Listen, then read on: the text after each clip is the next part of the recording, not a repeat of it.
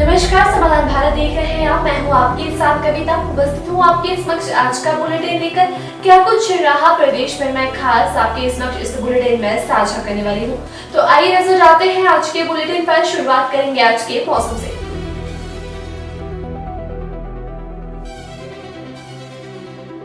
चार जिलों में भारी बारिश का ऑरेंज अलर्ट। 12 जुलाई तक प्रदेश भर में सक्रिय रहेगा मॉनसून।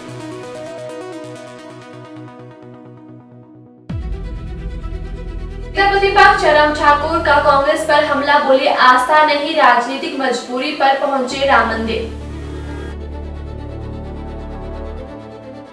शिमला के राम मंदिर पहुंचे सीएम सुखविंदर सिंह सुक्खू, बोले आस्था पर चोट बर्दाश्त नहीं।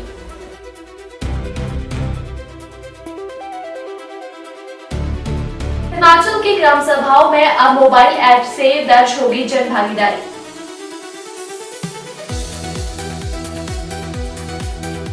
धर्मशाला से बदल सकता है सितंबर सीरीज का वेन्यू।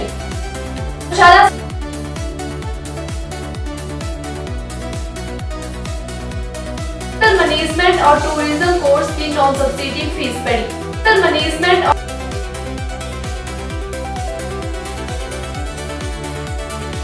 हिमाचल में 300 यूनिट निःशुल्क बिजली के लिए 1.16 लाख परिवार चिन्हित।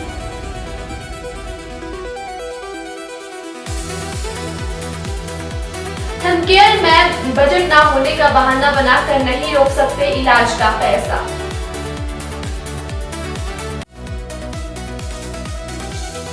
भाजपा प्रदेश अध्यक्ष डॉक्टर राजीव बिंदल बोले कांग्रेस की हालत 100 चूहे खाकर बिल्ली हज को चली जैसी।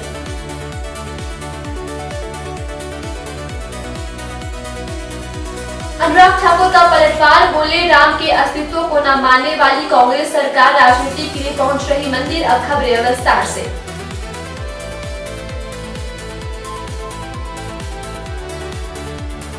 हिमाचल प्रदेश में मानसून का प्रभाव अगले कई दिनों तक बना रहने की संभावना है। मौसम विज्ञान विभाग के शिमला केंद्र ने राज्य के कई जिलों में भारी बारिश की चेतावनी जारी की है, जिसके चलते जनजीवन पर असर पड़ने की आशंका है।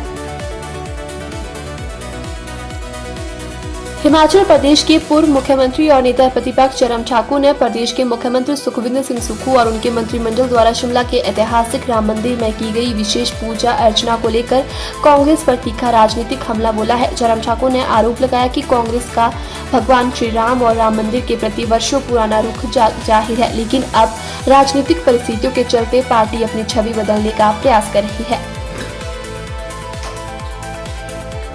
अयोध्या स्थित राम मंदिर के चढ़ावे से जुड़े कथित विवाद ने हिमाचल प्रदेश की राजनीति में एक नया मोड़ ले लिया है। इस विवाद के बीच मुख्यमंत्री सुखविंदर सिंह सुक्खू अपने मंत्रिमंडल और कांग्रेस विधायकों के साथ पैदल मार्च करते हुए शिमला के ऐतिहासिक राम मंदिर पहुंचे। वहां उन्होंने भगवान श्री राम की विधिवत पूजा अर्चना और हवन में भाग लिया। इस दौरान कांग्रेस कार्यकर्ताओं ने भाजपा के खिलाफ नारेबाजी भी की।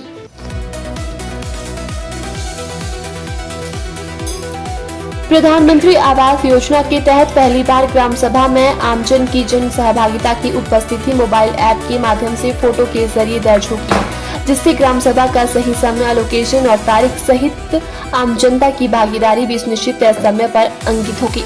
इससे फर्जीवाड़ा रुकेगा। अंतर्राष्ट्रीय क्रिकेट के प्रमुख केंद्रों में से एक धर्मशाला स्थित Himachal Pradesh cricket association stadium में सितंबर में प्रस्तावित भारत और ऑस्ट्रेलिया की महिला ए टीमों के बीच सीरीज का आयोजन किसी अन्य मैदान पर हो सकता है।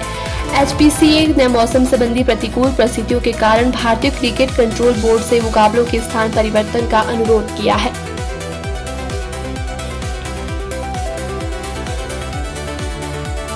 हिमाचल प्रदेश सरकार ने 1.16 लाख अति निर्धन परिवारों की पहचान कर उन्हें हर महीने 300 यूनिट तक निःशुल्क बिजली उपलब्ध कराने की तैयारी पूरी कर ली गई है।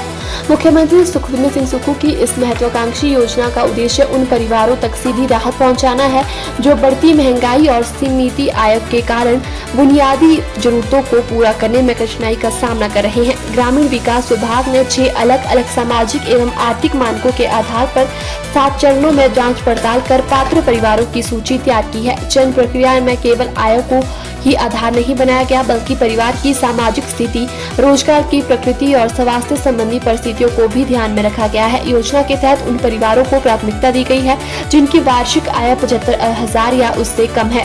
दिहाड़ी मजदूरी पर निर्भर परिवार, गंभीर बीमारियों से जूझ रहे सदस्य वाले घर, दिव्यांग, विधवा, एकल एवं तलाकशुदा महिलाओं के परिवार और अनाथ बच्चों की देखभाल कर रहे परिवारों की विशेष प्राथमिकता दी गई है।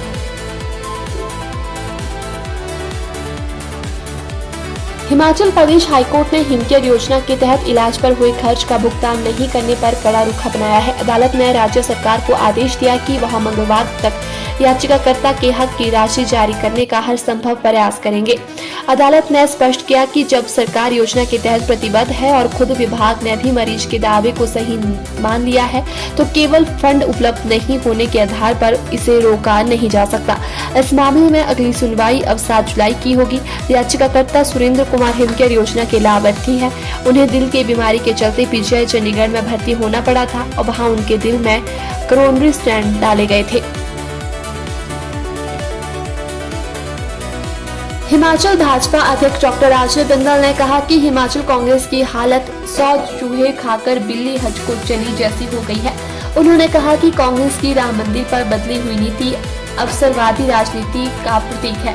उन्होंने कहा कि जिस कांग्रेस ने वर्षों तक राम मंदिर निर्माण का विरोध किया और न्यायालय में भी मंदिर निर्माण रोकने के प्रयास किए, वहीं आज राजनीतिक लाभ के लिए भगवान श्री राम के दर्शन कर रही है। उन्होंने आरोप लगाया कि कांग्रेस शासन में भगवान श्री राम लंबे समय ताले और फिर टेंट तक सीमित रहे। बिंदल ने मुख्यमंत्री सुखविंदर सिंह सुक्खू के पुराने बयान का भी उल्लेख करते हुए कहा कि ऐसे नेताओं का आज राम मंदिर जाकर दर्शन करना उनकी दोहरी मानसिकता को दर्शाता है। उन्होंने कहा कि भगवान श्री राम करोड़ों देशवासियों की आस्था के केंद्र है और उनके नाम पर राजनीतिक स्वार्थ साधने का प्रयास निंदनीय है। लोकसभा सांसद और पूर्व केंद्रीय मंत्री अनुराग ठाकुर ने हिमाचल कांग्रेस पर तंज कसते हुए कहा कि देर आए दुरुस्त आए। अनुराग ठाकुर ने कहा कि जो कांग्रेस पार्टी राम के अस्तित्व को नहीं मानती थी, राम सेतु पर सवाल उठाती थी और अयोध्या में राम मंदिर बनने के पक्ष में नहीं थी, वो राम मंदिर में जा रही है तो अच्छी बात है। अनुराग ठाकुर ने कहा कि इसमें हिंदुओं के 500 वर्षों का संघर्ष तब पूरा हुआ जब भारतीय जनता पार्टी के केंद्र में सरकार बनी। अनुराग ठाकुर ने कहा कि विधानसभा जीत के वक्त मुख्यमंत्री ने 97% हिंदू आबादी वाले राज्य में जीतने का बयान दिया था। उन्होंने आरोप लगाया कि कांग्रेस पार्टी ने हिंदुओं के अपमानित करने की कोई कमी नहीं छोड़ी और आज केवल राजनीति करने मंदिर पहुंचे हैं। ऐसे की तमाम खबरों को जानने के लिए जुड़े रहे समाधान भारत के साथ। तब तक के लिए धन्यवाद।